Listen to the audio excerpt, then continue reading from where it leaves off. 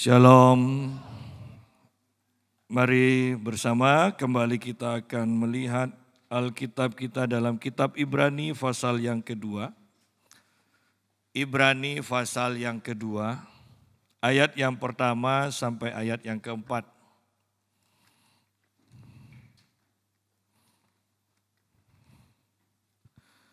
Karena itu harus lebih teliti kita memperhatikan apa yang telah kita dengar, supaya kita jangan hanyut di bawah arus.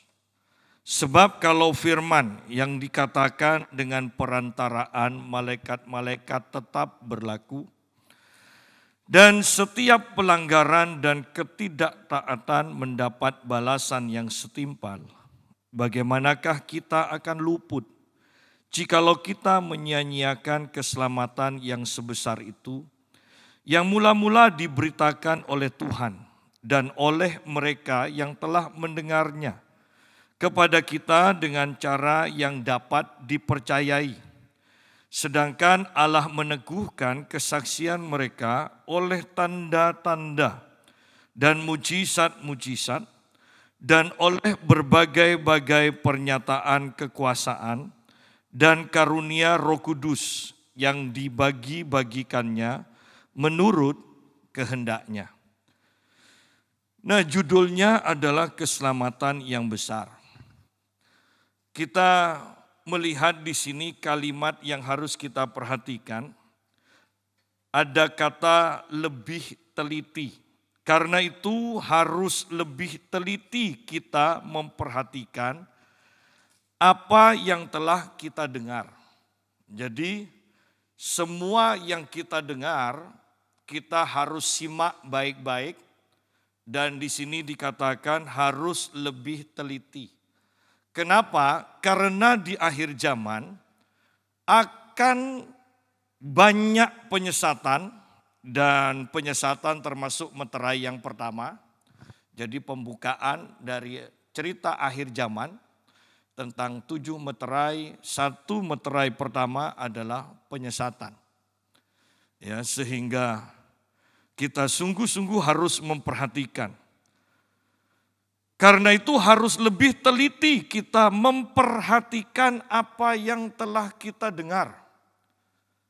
Berarti ada pengajaran yang kelihatan benar, tetapi ternyata salah. Oleh karena itu perlu ketelitian. Ada pengajaran yang benar, tetapi disampaikan dengan hati, sikap hati yang salah. Ya. Kalau kita perhatikan, bukankah sekarang ini banyak pengajar-pengajar yang tidak tahu prosesnya kapan, tiba-tiba jadi pembicara, tiba-tiba jadi pembicara di TikTok dan sebagainya, ya. Dan mereka mengajar firman Tuhan. Prosesnya bagaimana?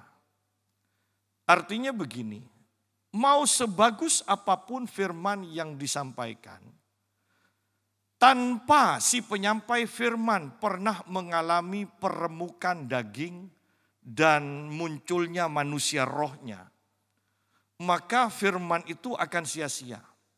Itu tidak akan membuat kita menerima impartasi untuk mampu melakukan apa yang kita dengar. Oleh karena itu ada pengajaran-pengajaran yang bagus, tetapi kalau kita simak baik-baik, tidak ada bobot.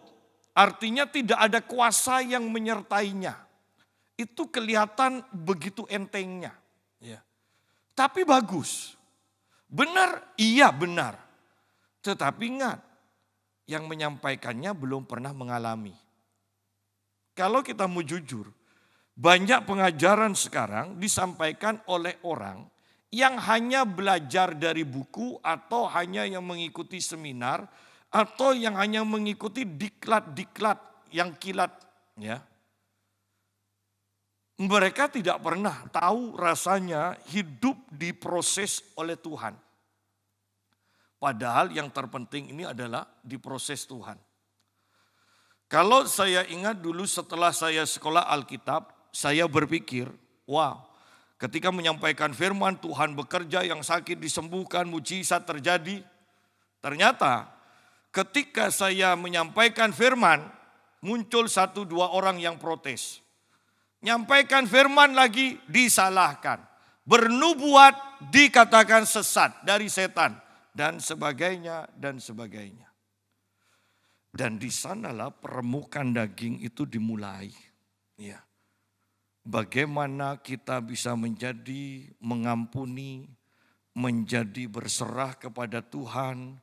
Bagaimana kita mulai terus menundukkan diri, menunggu waktu Tuhan. Dan itu tidak mudah.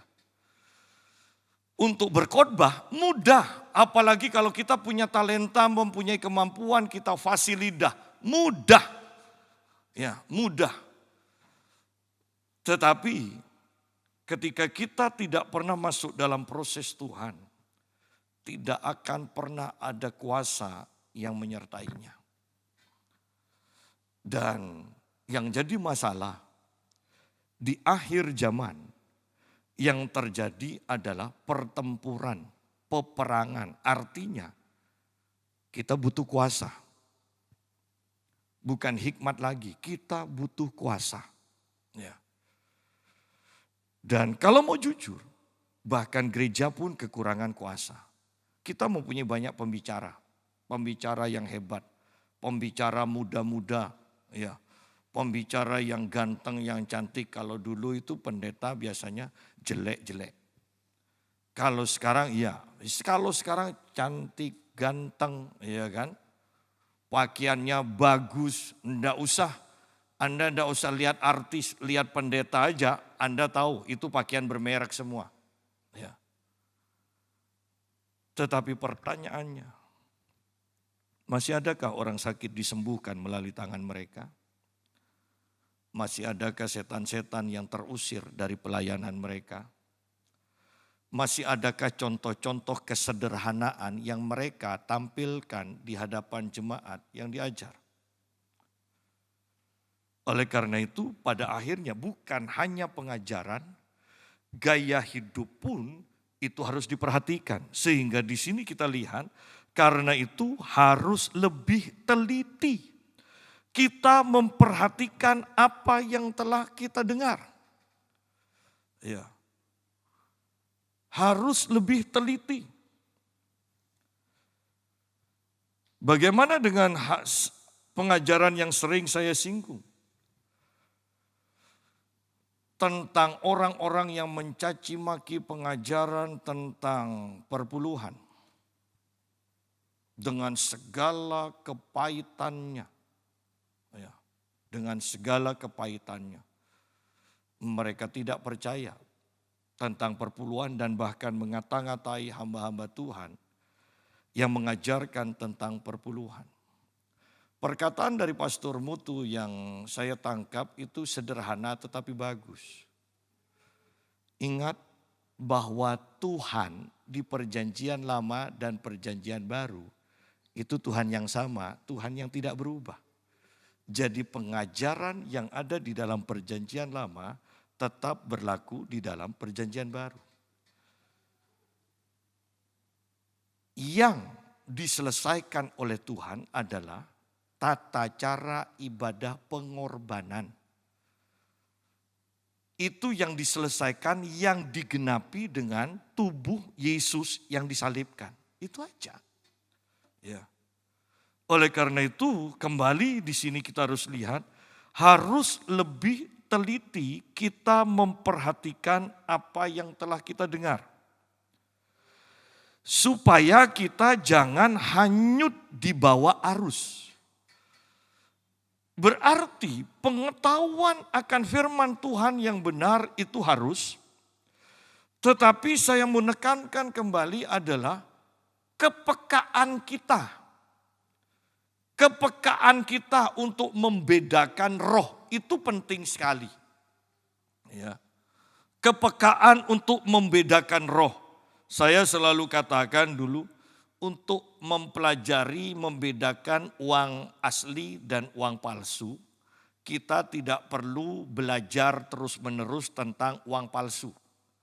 Kita cukup pegang uang asli terus-menerus, sehingga ketika nanti ada uang palsu di tangan kita, secara otomatis kita akan tahu ya bahwa ini palsu.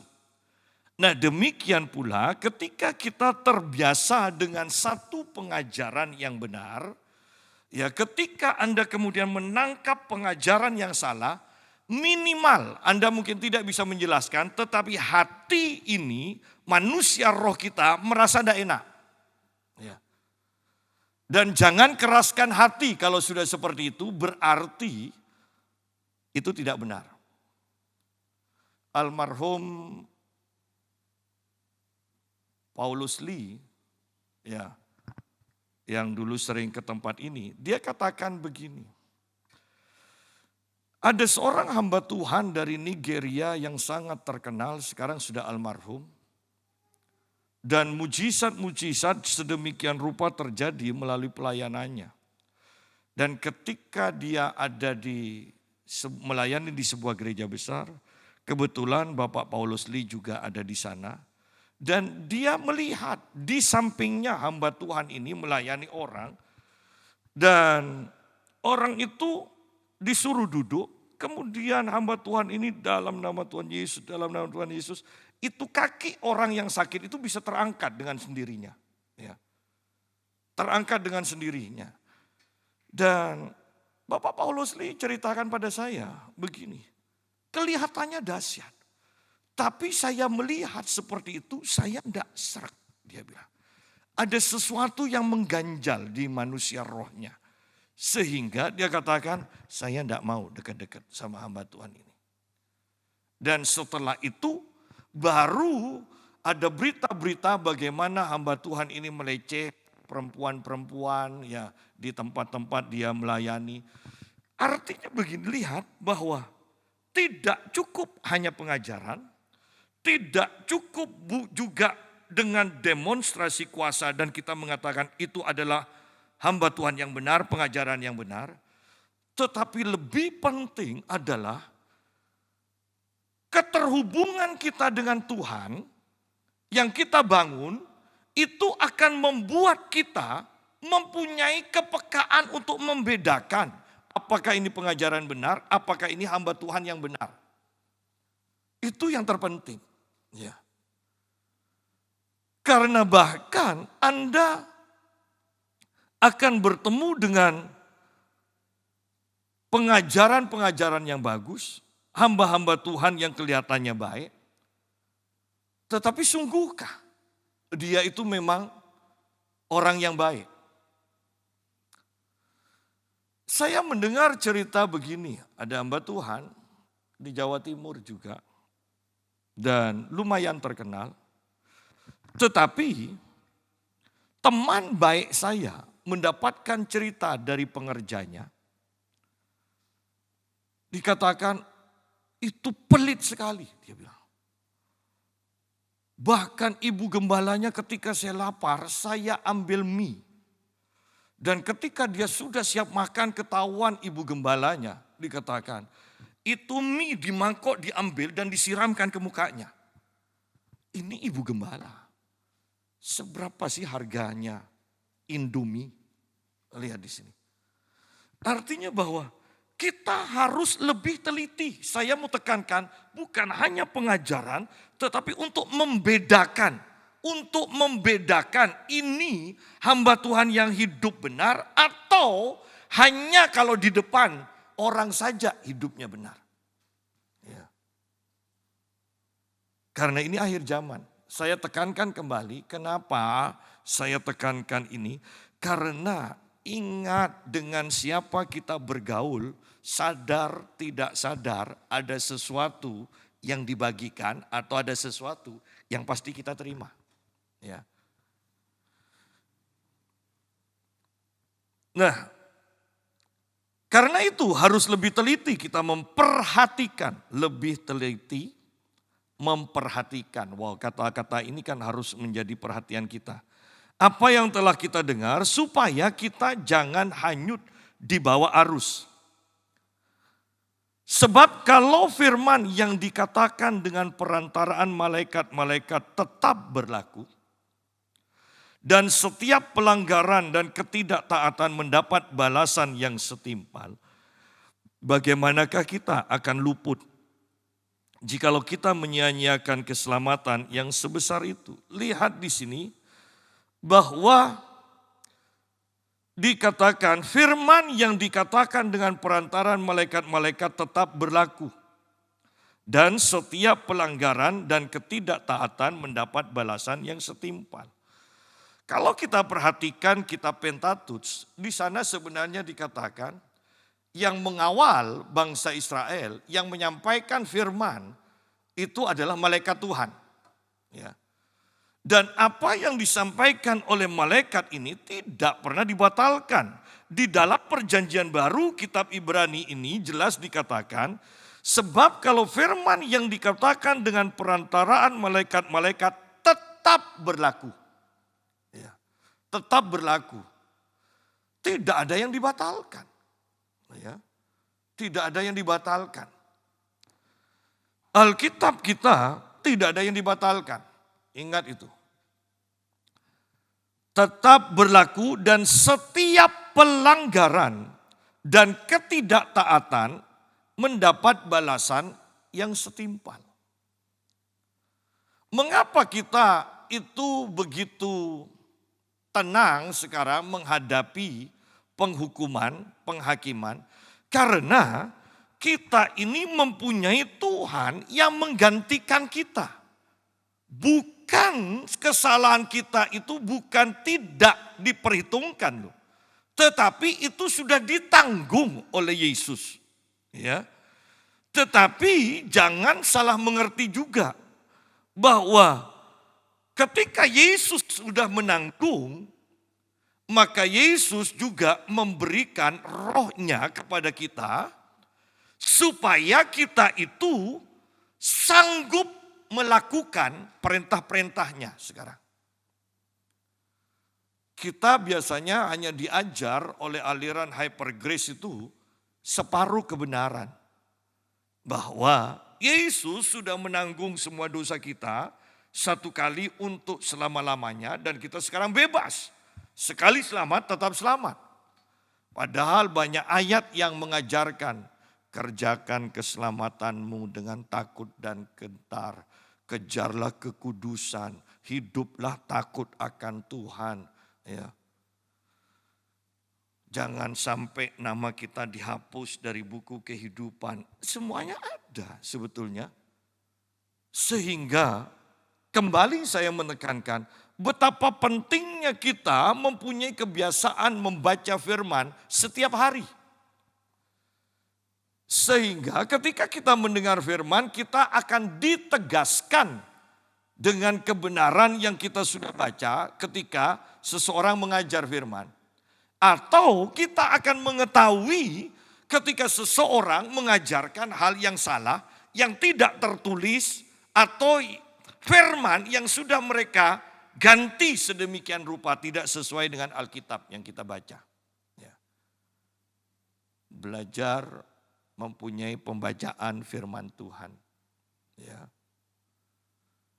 Saya ditanya oleh Pak Mutu, Pak Yusak tahu jemaatnya yang kira-kira punya pembacaan Alkitab kira-kira berapa persen? Ya saya tidak data Pak, tapi saya yakin, saya bilang, saya yakin 40% punya pembacaan setiap hari. Kok bisa tahu 40%? Pokoknya saya punya keyakinan yang datang minggu pagi, minggu sore, hari Rabu, pasti punya pembacaan firman Tuhan, saya bilang. Ya. 40% itu bagus. Belum tentu gereja itu punya 10% yang punya pembacaan firman Tuhan. Artinya kalau 10% saja tidak sampai, bukankah penyesatan akan begitu mudah membawa jemaat-jemaat Tuhan untuk masuk dalam penyesatan? Baca firman saja, baca firman. Anda akan punya kepekaan dalam membedakan roh nantinya. Ya. Sebab kalau firman yang dikatakan dengan perantaran malaikat-malaikat tetap berlaku. Dan setiap pelanggaran dan ketidaktaatan mendapat balasan yang setimpal. Lihat di sini bahwa setiap ketidaktaatan dan pelanggaran itu akan mendapat balasan yang setimpal. Bahwa perjanjian baru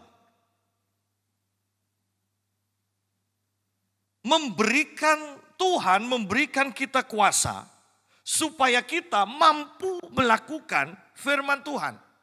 Orang-orang perjanjian lama mendapatkan perintah-perintah, tetapi mereka tidak mendapatkan kuasa dari Tuhan yang ada, yang mendiami, yang menyertai mereka untuk mereka bisa melakukan firman Tuhan. Itu perbedaannya. Ya. Kalau mau jujur itu seakan-akan seperti ini. Mereka tahu hal yang baik. Sama seperti orang hidup dalam kutuk, ya. Mereka ingin melakukan yang baik, yang benar, tapi mereka tidak mampu. Ya. Nah, orang-orang yang sudah dibebaskan, orang-orang perjanjian baru, mereka tahu yang baik, mereka yang tahu yang benar, dan mereka mempunyai kuasa untuk melakukan yang mereka ketahui itu. Ya. Itu perjanjian baru. Sehingga kalau kita tahu dan mampu untuk melakukan yang benar, tetapi kita tidak mau melakukannya, bukankah kemudian seharusnya penghukuman itu akan menjadi lebih berat bagi kita? Iya kan? Karena kita tahu kita mampu loh sebetulnya, hanya kita tidak mau. Ya. Mari kita lebih sungguh-sungguh lagi, ini akhir zaman. Bapak GMM Mutu mengatakan, yang terpenting bagi anak-anaknya adalah hidup takut akan Tuhan. Bukan menjadi orang super kaya, orang berhasil, walaupun itu penting. Tapi yang terpenting adalah hidup takut akan Tuhan. Sadhu Sundar Selvarat, seorang hamba Tuhan yang hidup menguduskan diri sungguh-sungguh di hadapan Tuhan, berpesan kepada keponakannya, cucu-cucunya, dia sendiri tidak menikah. Dan dia berpesan, pesannya hanya satu, hidup takut akan Tuhan, hidup kudus. Hanya itu saja dia bilang. Yang lain-lainnya tidak terlalu penting, dia bilang. Kenapa? Sebentar lagi Tuhan pasti datang. Dia bilang. Sebentar lagi dia bilang. Ya. Dan betapa kacaunya loh dunia ini sekarang. Bahwa sekarang bahkan ada gereja yang hamba Tuhannya itu dilayani, khotbahnya dilayani oleh AI kan. Iya kan? Jadi seperti robot yang punya otak bahkan mungkin sama atau lebih hebat dari manusia. Dan gereja itu, ini di Jerman sekarang sudah ada beberapa. Jadi yang khotbah itu robot dengan kemampuan AI. Yang memberikan juga berkat itu robot ini. Nah, semuanya sama bahkan mungkin lebih bagus khotbahnya daripada manusia. Tetapi ingat, Tuhan tidak pernah mengurapi robot. Itu aja bedanya. Tetapi Anda perhatikan, Anda mungkin katakan orang-orang itu bodoh. Tapi kalau sampai ada gereja yang seperti itu, berarti ada jemaatnya yang mendengarkan. Berarti kita lihat bahwa yang namanya penyesatan, mau orang pandai bagaimanapun kalau sudah roh yang bekerja, orang pandai itu pun bisa disesatkan. Memangnya orang-orang Kristen yang tidak mau mengampuni, mereka tidak tahu hukum Tuhan. Mereka tahu kok, kalau disakiti, dikecewakan harus mengampuni. Tapi kenapa mereka tidak mau? Kenapa? Ada kekuatan roh di baliknya. Dan kalau saya melayani pelepasan, paling sukar untuk dilayani pelepasan adalah orang-orang yang tidak mau mengampuni. Itu nanti hanya main teriak-teriakan itu. Ya, kita yang ngusir teriak, yang diusir juga, orangnya itu teriak juga. Itu adu keras nanti. Ya, itu bisa setengah jam, 1 jam tidak akan selesai. Satu teriak, ya tinggal dicarikan nadanya gitu kan. Ya. Jadi lihat bahwa ketika kita bicara tentang penyesatan, mau sepandai apapun, ya kita bisa disesatkan. Kalau kita sudah berbicara roh, Anda punya firman, tetapi tidak pernah taat pada Roh Kudus, maka roh jahat itu mudah sekali untuk menyesatkan kita. Ya.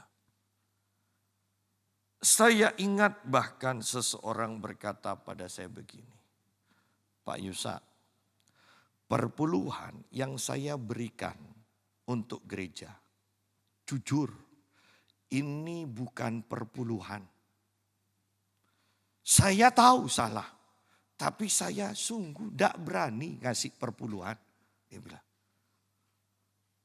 itu hanya pemberian sekedarnya, bukan perpuluhan. Lihat di sini, sudah tahu, tapi tetap lihat di sini. Kalau sudah tahu tapi tetap melanggar. Mungkin kita katakan, ya memang hatinya dablek. Bisa jadi. Tetapi adakah kemungkinan di balik itu ada kekuatan roh juga. Yang membuat dia tidak berani, tidak mampu melakukan kehendak Tuhan. Ya. Jadi akhir zaman ini butuh kedewasaan rohani bagi kita semua. Ingat bahwa setiap pelanggaran dan ketidaktaatan akan mendapatkan balasan yang setimpal, dikatakan. Ayat yang ketiga, bagaimanakah kita akan luput jikalau kita menyia-nyiakan keselamatan yang sebesar itu yang mula-mula diberitakan oleh Tuhan. Jadi pada akhirnya kita sungguh-sungguh harus percaya akan anugerah Tuhan. Akan pengorbanan Yesus di atas kayu salib. Yang menanggung semua dosa kita. Yang memberikan keselamatan kepada kita. Yang memberikan rohnya kepada kita. Sehingga kita mampu untuk melakukan semua firman Tuhan. Dan berita ini dikatakan pertama disampaikan oleh Tuhan sendiri, Tuhan Yesus. Dan kemudian dan oleh mereka yang telah mendengarnya. Artinya oleh para muridnya. Kepada kita dengan cara yang dapat dipercayai. Dengan cara yang dapat dipercayai. Bahwa orang yang menyampaikan berita keselamatan itu harus bisa dipercaya. Ya. Paulus katakan bagi hamba-hamba yang melayani Tuhan, pada akhirnya yang terpenting apakah hamba itu bisa dipercaya atau tidak. Ya. Bisa dipercaya atau tidak. Disampaikan dengan cara yang dapat dipercayai. Nah, di sini kita juga harus lihat bahwa seperti yang awal saya katakan tadi, ada proses. Ada proses. Mereka menyampaikan keselamatan bisa dipercaya atau tidak. Jujur atau tidak. Karena saya dulu punya sahabat. Ketika menyampaikan firman bagus sekali. Tetapi suatu saat dia dalam penyampaian firman-Nya dia sampaikan satu kesaksian. Saya tahu itu jalan ceritanya, itu pengalamannya, tentang pengalamannya. Dan saya katakan begini, kamu tadi nyampaikan firman kok dibesar-besarkan dan itu bukan sepenuhnya kebenaran. Dan teman saya ini katakan, enggak apa-apa, kan tujuan saya memotivasi jemaat untuk membangkitkan iman, walaupun kesaksiannya tidak benar, tapi kan tujuannya untuk membangkitkan. Dia bilang. Lihat di sini bahwa ada kesaksian-kesaksian bohong yang diinginkan, yang disampaikan dengan tujuan untuk membangkitkan iman. Bagaimana Anda perhatikan, bagaimana kebohongan bisa memunculkan iman yang murni. Ya. Saya punya guru almarhum dulu ketika chapel latihan khotbah ya. Dan dia menjadi pengawas, ada anak-anak yang menyampaikan firman kemudian diberikan cerita dongeng untuk memperkuat ya cerita dari firman yang disampaikan. Dia katakan begini. Anda bayangkan firman Tuhan, iya dan amin, dicampur dengan kisah dongeng, jadinya apa? Dia bilang, dongeng. Dia bilang. Jadi, walaupun ini firman ini, walaupun dongeng itu mempunyai inti cerita, maksud atau apapun, ini tidak bisa digabungkan dengan firman Tuhan. Karena ini akan jadi dongeng. Demikian pula firman yang iya dan amin digabungkan dengan kebohongan, maka ini jadi berita dusta. Ya. Dan kalau mau jujur, banyak loh kesaksian-kesaksian, kalau Anda peka, banyak kesaksian-kesaksian bohong. Kalau Anda pernah dengar cerita kesaksian ini biasanya dibawa oleh banyak hamba Tuhan. Ada seorang pembantu yang kemudian ketemu dengan pendeta, dia sedih ya, dan kemudian dia berharap, dia cerita ke pendeta, dia ingin berubah nasibnya, dan pendeta ini menyampaikan tidak ada yang mustahil, doa ke Tuhan. Dan kemudian apa yang kamu inginkan? Saya ingin dapat jodoh, orangnya ganteng, orang barat, kaya, supaya doa tidak ada yang mustahil. Ya. Dan yang lebih repot pendetanya juga katakan, ini adalah pembantu yang saya kenal. Nah, kemudian singkat cerita terjadilah dijawab Tuhan. Tidak ada yang mustahil. Yang repot lagi, saya mendengar pendeta lain juga mengatakan punya teman, seorang pembantu dan ceritanya plek sama. Dan saya mendengar pendeta lain lagi, ternyata sama juga. Terus ini yang benar, ini yang mana?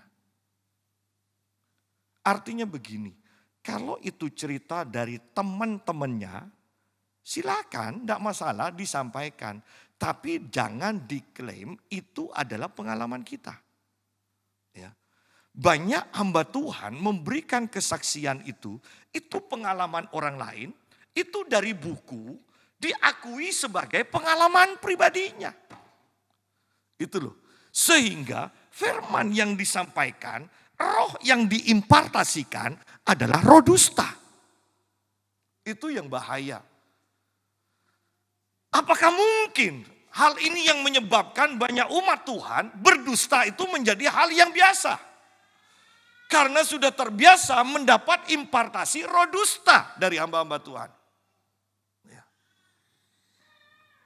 Sidang jemaat, akhir zaman, kemurnian hati, kemurnian manusia roh kita, itu penting, kita harus jaga. Ya.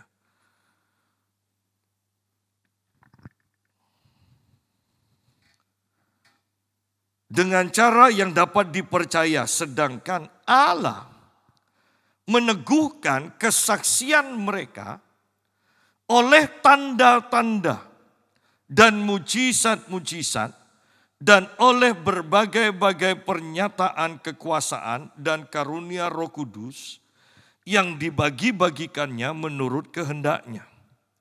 Artinya pada akhirnya seseorang yang menyampaikan firman, seseorang menjadi hamba Tuhan, tidak bisa tidak apa yang disampaikannya harus diteguhkan dengan demonstrasi kuasa. Seseorang menjadi hamba Tuhan tidak bisa tidak, dia harus punya pengalaman dengan Tuhan, di mana dia menerima kuasa Tuhan, dia juga mempraktekkan, mengimpartasikan kuasa ini.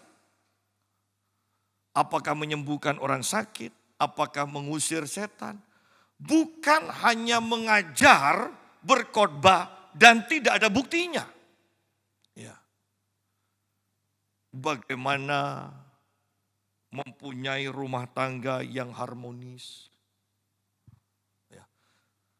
Bagaimana hidup menjadi berhasil.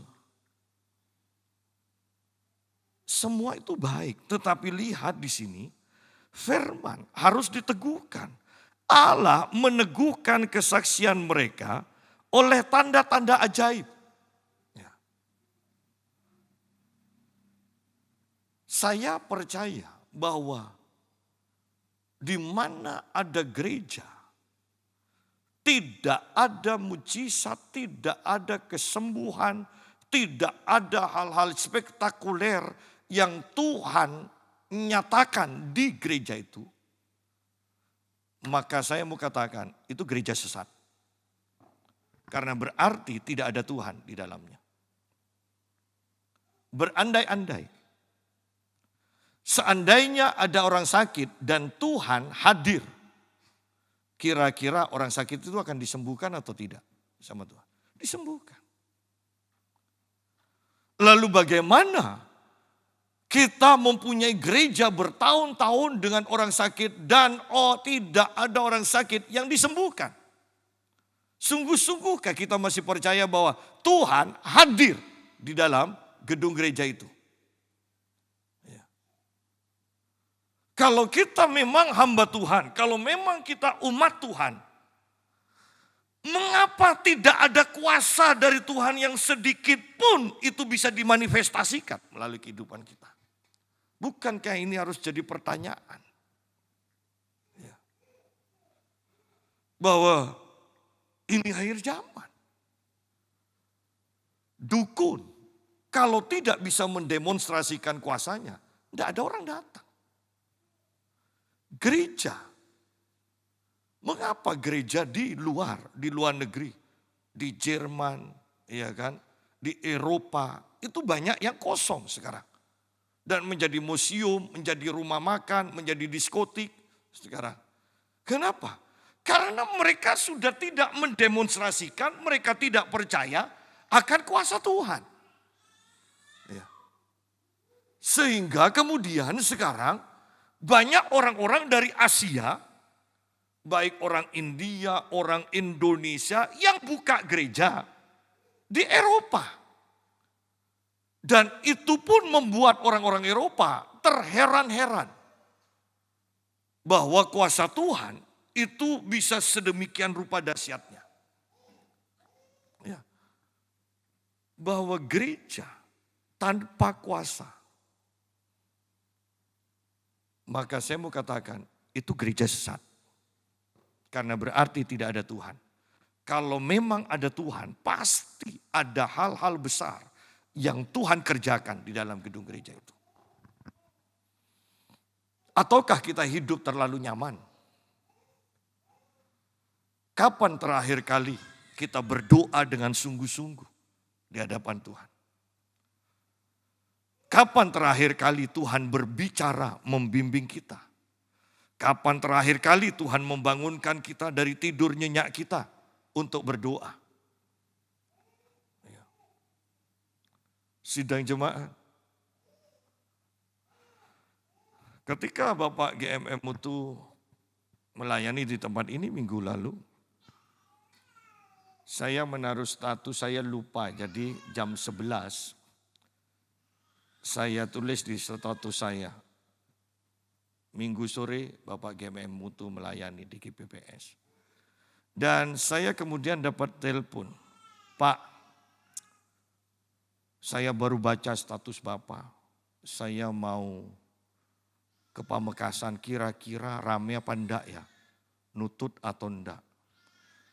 Dan saya tanya, ibu ini sekarang ada di mana? Dia punya rumah di Tuban, dia punya rumah di Surabaya. Saya ada di Tuban. Ya, kalau lancar, ya, kalau lancar jam 12 ya berangkat ya masuk walaupun telat sedikit. Dia bilang, saya mau hubungi aja lah suami saya mau berangkat Pak Yusa. Kalau suami saya mau saya berangkat. Dan ternyata katanya 5:30 lebih nyampe di sini. Ya. Tetapi perhatikan, kalau Bapak GMM itu tidak ada sesuatu yang istimewa dalam kehidupannya, kalau gedung gereja ini tidak ada sesuatu yang istimewa dalam ibadahnya, bagaimana mungkin orang dari Tuban paling cepat 5 jam perjalanan hanya datang ibadah, malam setelah itu langsung pulang lagi. Sidang jemaat. Itu membutuhkan demonstrasi kuasa Tuhan. Itu membutuhkan kuasa Tuhan yang dimanifestasikan untuk menarik orang. Ya. Mari pikirkan, sidang jemaat, tidak mungkin kalau Tuhan ada di dalam kita, kita menjadi orang yang biasa-biasa saja. Tidak mungkin. Tidak mungkin kalau firman dan Tuhan ada di dalam kita, kita hanya menyerah dengan penyakit dan mati dengan penyakit. Kita berusaha gagal dan mati dalam kegagalan. Tidak mungkin. Karena bagi Tuhan tidak ada yang mustahil, tidak ada yang sukar.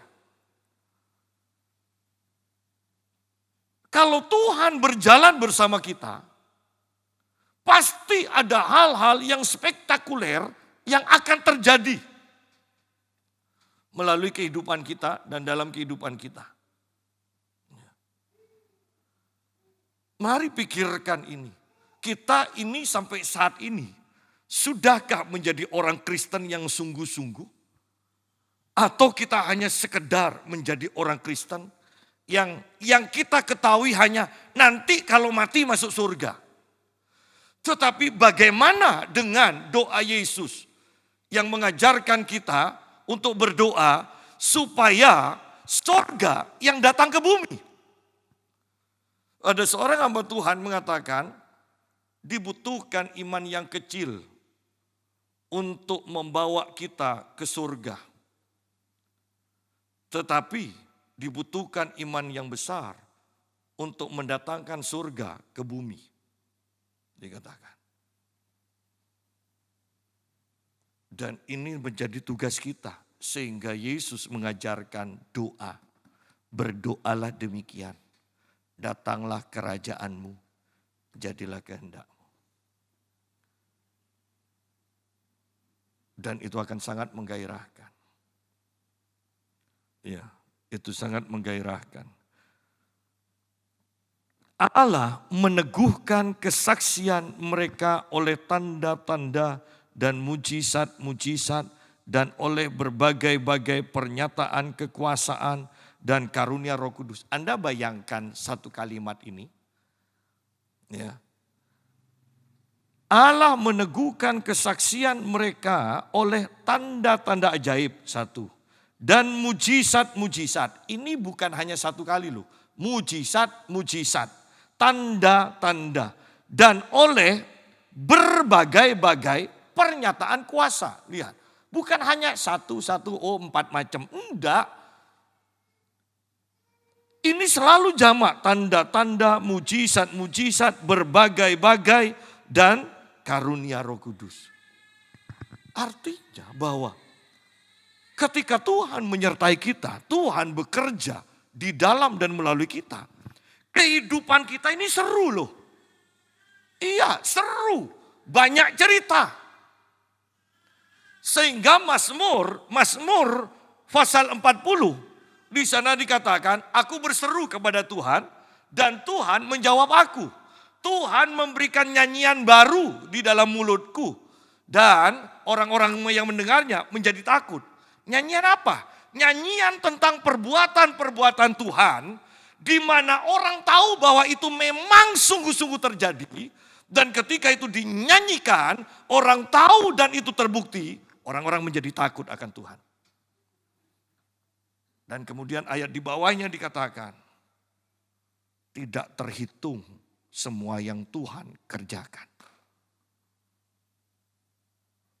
Sidang jemaat, kalau memang hubungan kita benar dengan Tuhan, saya mau tekankan, hidup kita tidak akan sepi dengan kesaksian yang kita alami. Ya, hidup kita akan selalu banyak cerita. Selalu banyak cerita. Saya lumayan jarang keluar, tetapi banyak orang yang minta doa. Ya. Bahkan kemarin dari Kalimantan 3 keluarga kumpul bareng minta doa satu persatu, yang satu keluarga pelayanan pelepasan, yang satu berkat dan sebagainya. Tetapi ini loh pelayanan, ada aja cerita, ada aja cerita. Ya. Ada aja cerita. Kristen tanpa cerita, ya kan enggak seru kan? Lama-lama bosan juga. Karena itu paling gampang, cari orang sakit, doakan. Cari orang sakit, doakan. Saya percaya kalau orang di luar Kristen Anda doakan, 90% pasti sembuh. Iya. Ya. Oleh karena itu mari kita sungguh-sungguh menghidupi kekristenan kita. Kita lihat satu ayat terakhir di dalam kitab 1 Korintus.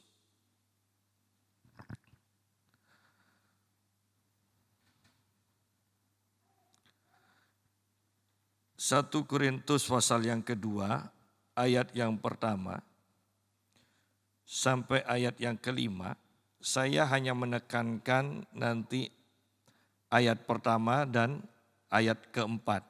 Demikianlah pula ketika aku datang kepadamu, saudara-saudara, aku tidak datang dengan kata-kata yang indah atau dengan hikmat untuk menyampaikan kesaksian Allah kepadamu. Sebab aku telah memutuskan untuk tidak mengetahui apa-apa di antara kamu selain Yesus Kristus, yaitu Dia yang disalibkan. Jadi fokus Paulus adalah Yesus. Bukan kehebatannya sendiri, bukan apapun yang bisa diceritakan selain Yesus, bukan. Paulus hanya fokus untuk menyampaikan tentang Yesus yang disalib. Aku juga telah datang kepadamu dalam kelemahan dan dengan sangat takut dan gentar. Artinya Paulus itu tidak mempunyai kemampuan secara lahiriah yang hebat. Dulu ya, tetapi ketika mengiring Yesus, maka Paulus menanggalkan semuanya. Ya, ingat itu. Padahal kita sekarang diajar, ya saya pun diajar oleh beberapa pendeta bahwa untuk masuk sekolah Alkitab, kalau nanti anakmu itu mau masuk sekolah Alkitab, coba masuk ke sekolah psikolog dulu, dia bilang. Dan ini banyak diajarkan, itu akan sangat membantu dikatakan. Padahal itu lain jalur. Kita jalur roh, ini jalur jiwa. Ya. Nah banyak kesalahmengertian di dalam hal itu. Nah Paulus dikatakan, aku datang dalam kelemahan dan dengan sangat takut dan gentar. Itu secara jasmani, kenapa? Karena dia sudah tanggalkan. Ingat seperti Musa ketika dipanggil Tuhan, Musa katakan, Tuhan, aku tidak bisa ngomong. Tidak bisa ngomong. Padahal latar belakang dari Musa adalah panglima yang paling hebat di Mesir. Dia selalu mengalami kemenangan. Namanya panglima masa tidak bisa ngomong. Ya. Tetapi ketika dipanggil Tuhan, dia harus menanggalkan segalanya dan dia katakan, aku tidak bisa ngomong Tuhan. Sampai-sampai dia kata, Tuhan katakan itu ada kakakmu, nanti dia yang akan jadi juru bicaramu. Ya. Sampai sedemikian rupanya Musa itu menanggalkan segala kemampuannya. Nah kemudian Paulus pun sama. Ingat Paulus adalah orang Farisi, orang yang pandai, orang yang jenius. Tetapi dia katakan, aku juga telah datang kepadamu dalam kelemahan dan dengan sangat takut dan gentar. Ini bukan modelnya Paulus. Masa mau khotbah aja Paulus takut dan gentar? Orang dia ngejar-ngejar orang untuk ditangkap, untuk dipenjarakan, untuk dibunuh berani kok. Ya. Ini hanya bicara tentang masalah dia sudah menyalibkan daging. Nah, kemudian ini ayat 4. Baik perkataanku maupun pemberitaanku tidak kusampaikan dengan kata-kata hikmat yang meyakinkan, tetapi dengan keyakinan akan kekuatan atau terjemahan yang tepat, kuasa roh. Supaya iman kamu jangan bergantung pada hikmat manusia, tetapi pada kuasa Allah. Bagaimana mungkin kita bisa iman kita bergantung pada kuasa Allah, tetapi tidak ada kuasa Allah yang pernah didemonstrasikan di tengah-tengah kita? Bagaimana kita mau mengandalkan kuasa Allah dan tidak mengandalkan hikmat manusia, sedangkan kuasa Allah tidak pernah didemonstrasikan di tengah-tengah kita? Sehingga kalau mau jujur sekarang, banyak gereja hanya mengandalkan hikmat manusia. Banyak gereja sekarang itu tidak mengandalkan kuasa Allah. Buktinya, kita hanya mengadakan KKR Indonesia, misalnya gereja-gereja Indonesia atau se-Jawa Timur lah, membuat acara KKR, kemudian yang diundang pendeta dari luar. Ya. Tidak adakah orang di dalam yang bisa mendemonstrasikan kuasa Tuhan? Ini harus kita pikirkan. Kita ini punya gereja seperti apa sih sekarang? Dan pada akhirnya gereja tetap akan terpecah. Saya katakan tetap akan terpecah. Gereja yang mengandalkan hikmat dan gereja yang mengandalkan kuasa Allah. Itu akan tetap ada perpecahan kok. Tetap akan pecah. Bukan pecah ya, pemisahan. Tetap akan ada pemisahan. Oleh karena itu tentukan sekarang sikap kita. Dan mari kita bangun manusia roh kita sedemikian rupa.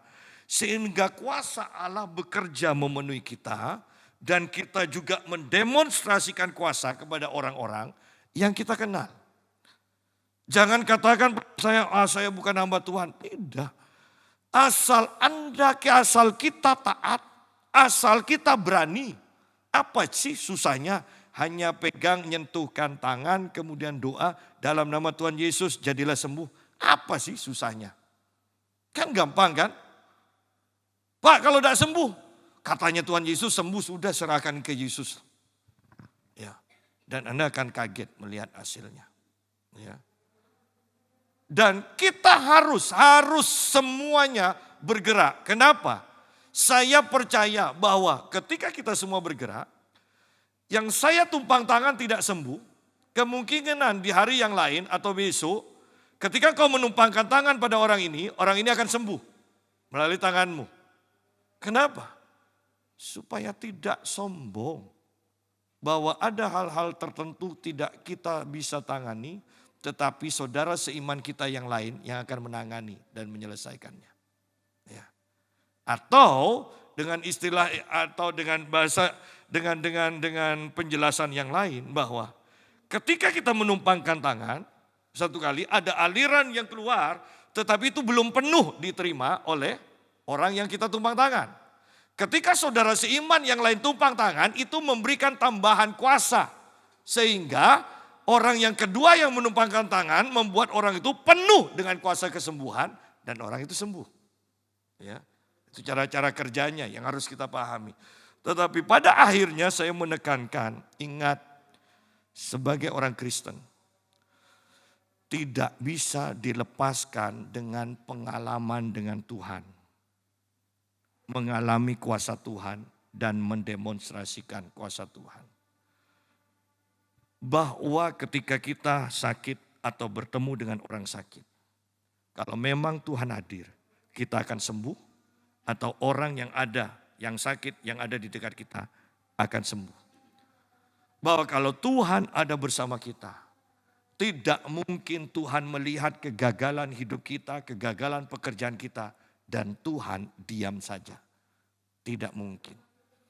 Oleh karena itu, berjalanlah bersama Tuhan. Berjalanlah bersama Tuhan. Alami Tuhan. Bahwa Tuhan ingin kita berhasil. Tidak ada yang salah dengan kemiskinan, saya katakan tidak ada yang salah.